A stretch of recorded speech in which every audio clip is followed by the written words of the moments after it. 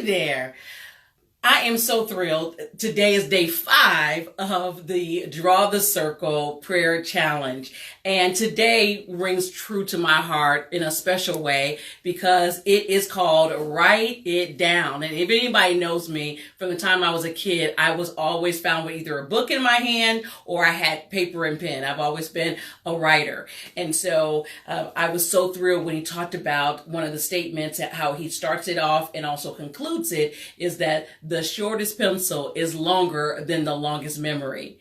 And so that really struck me because I've gone back and read through journals and just been able to see God's hand and how he's impacted my life. The example that was provided tonight was just that. It was a young woman who had a dream. She had a desire for her life, so much that she moved from Chicago all the way to DC.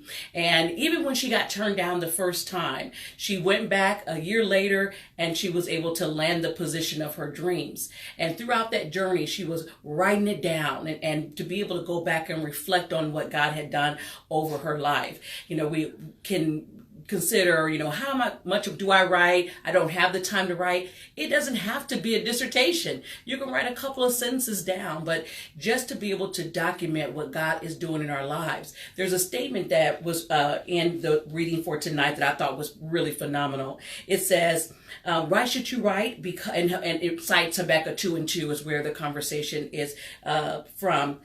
We should write because we have a natural tendency to remember what we should forget and to forget what we should remember.